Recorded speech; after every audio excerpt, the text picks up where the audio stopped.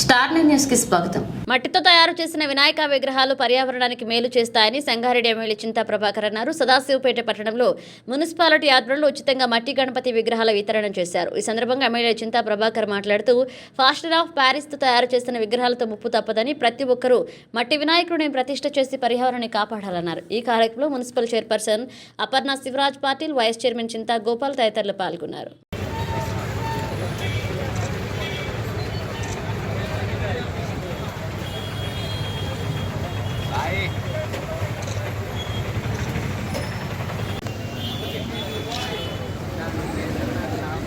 అందరికీ హృదయపూర్వకంగా నమస్కారాలు. ఈరోజు సదాశివపేటలో మట్టి వినాయకుల వితరణ కార్యక్రమం మున్సిపాలిటీ తరఫున చేసుకోవటం చాలా సంతోషం. ఈ కార్యక్రమంలో పట్టణ ప్రథమ పౌరురాలు అపర్ణ శివరాజ్ పాటిల్ గారు, వైస్ చైర్మన్ గోపాల్ గారు, మున్సిపల్ కమిషనర్ గారు, కోఆప్షన్ సభ్యులు కోడు రంజన్ గారు, వీరేశం గారు, మరి అదే రకంగా విద్యాసాగర్ రెడ్డి గారు పాల్గొన్నటువంటి మున్సిపల్ సిబ్బందికి అందరికీ హృదయపూర్వకంగా నమస్కారాలు.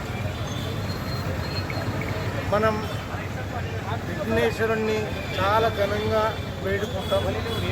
అందరి విఘ్నాలు తొలగించే విఘ్నరాయుడికి ఎటువంటి ఆటంకాలు మనం కలిగించొద్దు.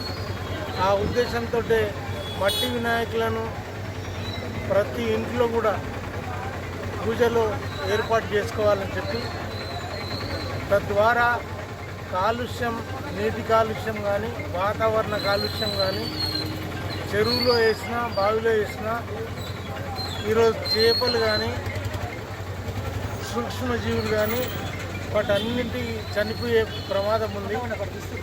అదే కాకుండా కెమికల్స్ అన్నీ భూమిలో కలిసిపోయి వ్యవసాయ పంటలు కూడా పాడయ్యే ప్రమాదం ఉంది.